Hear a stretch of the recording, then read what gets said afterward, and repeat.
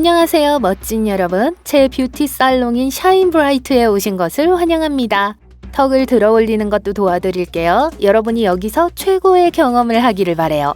자, 제가 마술을 부리는 동안 여러분을 즐겁게 해드리기 위해 카탈로그를 준비했습니다. 역사상 가장 소름 끼치는 미친 뷰티 트렌드에 대한 정보가 담겨 있어요. 다들 이걸 보면 이 현대에 살고 있다는 걸 감사하게 될 거예요. 결점 없는 피부를 만들기 위해 이미 집에서 여러 가지 크림과 세럼을 사용하고 계실 텐데요. 시중에는 다양한 브랜드와 종류의 제품이 너무 많아서 하나를 고르기도 어렵습니다. 하지만 고대 로마의 여성들은 선택의 폭이 그리 넓지 않았어요. 대신에 그들이 사용한 건 땀이었습니다. 그리고 이 모든 것에 징그러움을 더하는 건 그들 자신의 땀이 아니었다는 거예요. 당시 검투사는 로마의 여인들을 매혹시키는 치열한 권력의 상징으로 여겨졌습니다. 그래서 검투사들은 스트리길이라는 특수 금속 도구를 사용해서 몸에서 땀을 긁어내어 경기장 밖의 작은 화분에 담아 판매했어요. 어떤 이들은 기념품으로 사기도 했고, 어떤 이들은 향수로 뿌리기도 했으며, 어떤 이들은 피부를 매끄럽게 가꾸기 위해 페이스 크림의 형태로 바르기도 했습니다. 하지만 여기서 언급해야 할 한 가지 중요한 사실은 이 특이한 성분이 매우 비싸기 때문에 대부분 부유층이나 귀족 여성들이 사용할 수 있었다는 거예요. 어떤 종류의 화장을 하는 건 하층 계급에 속한다는 표시로 여겨져 불명예스러운 것으로 간주되었습니다.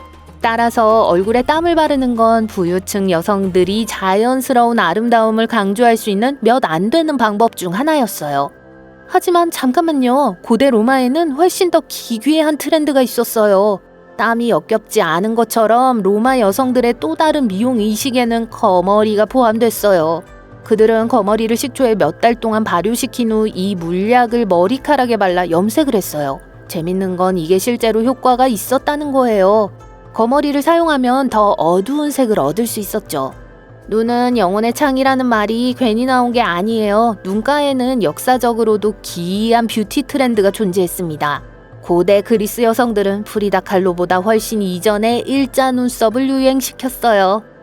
고대 그리스는 당시의 미의 기준에 부합하는 외모를 갖추지 못하면 살기 힘든 곳이었어요. 고대 그리스인들은 신체적 아름다움이 내면의 아름다움과 직접적인 상관관계가 있다고 믿었습니다. 따라서 어떤 사람이 잘생겼다고 생각하면 도덕적으로도 선하다고 여겼죠. 반면 미운 오리 새끼로 여겨지는 사람은 인격과 매너가 결여된 것으로 간주했습니다. 그 후 유명한 수학자 피타고라스가 황금비 공식을 개발했어요. 피타고라스는 균형과 대칭이 모든 것의 아름다움과 관련이 있다고 말했습니다. 따라서 대칭적인 얼굴이 가장 아름답다고 여겨졌고, 이것이 바로 일자 눈썹이 생긴 이유입니다. 누군가의 눈썹이 가운데에서 합쳐지면 얼굴이 더 대칭적으로 보이고 따라서 더 아름답게 보입니다. 시간이 지남에 따라 하나의 긴 눈썹도 지능과 순결의 상징으로 바뀌었어요. 그리고 운이 좋지 않은 사람들은 염색한 염소털을 사용해서 그 사이의 간격을 좁혔죠. 네, 저도 이해가 안 되네요.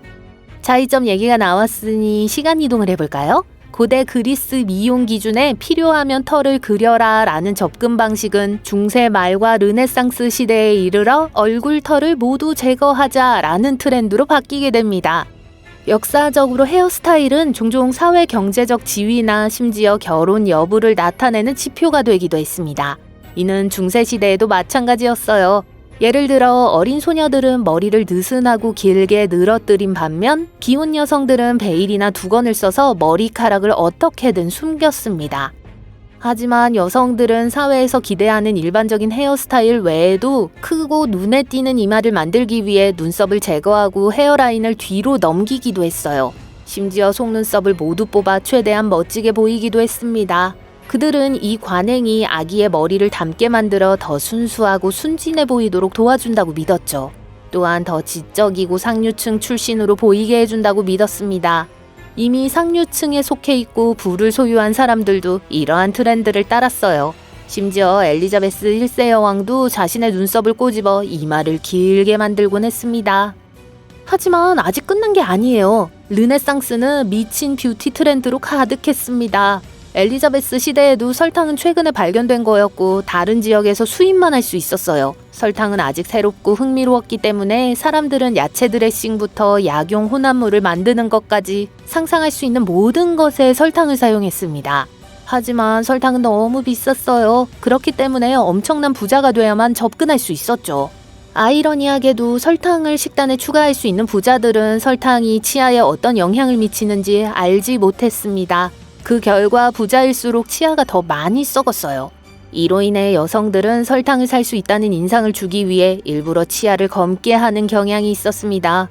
글쎄, 좀 넘어간 거 아닌가요? 다시 말씀드리지만 엘리자베스 1세 여왕은 가장 유명한 설탕 소비자 중 한 명이었습니다. 그리고 끊임없는 설탕 공급도 도움이 되지 않았어요. 그 때문에 그녀의 치아가 너무 검고 썩어서 사람들이 그녀의 말을 알아들을 수 없었다고 합니다. 그럼에도 불구하고 우리가 이야기하는 건 여왕이기 때문에 그녀가 한 모든 일은 여전히 유행으로 여겨졌고 모두가 모방했어요. 그녀도 양치질만 했더라면. 하지만 유럽의 모든 사람은 썩어가는 치아를 좋아했던 건 아닙니다. 17세기 프랑스의 한 귀족은 빛나는 미소와 사람들과 의미 있는 대화를 나눌 수 있는 능력을 유지하고 싶었어요. 그러나 그녀는 이를 위해 극단적인 조치를 취했고 그 대가로 그녀에게 치명적인 결과를 초래했습니다. 문제는 겉모습이 아름다울수록 내면이 건강하고 고결하다는 고대 그리스의 믿음이 이 시기에도 여전히 유효했다는 거예요. 안타깝게도 달레그레는 이미 여러 번의 결혼으로 인해 평판이 좋지 않은 논란의 여지가 있는 여성으로 여겨지고 있었죠. 따라서 그녀는 자신의 이빨을 지키고 광적인 사람들 앞에서 남은 사회적 지위를 지키기 위해 필사적으로 무언가를 해야 했습니다. 그녀가 앓고 있던 질환은 치주 질환으로 치아 위생 관리가 제대로 이루어지지 않은 결과였습니다. 치주 질환은 치아를 둘러싼 잇몸과 뼈에 염증을 일으키고 경우에 따라 치아가 헐거워지거나 빠질 수도 있어요.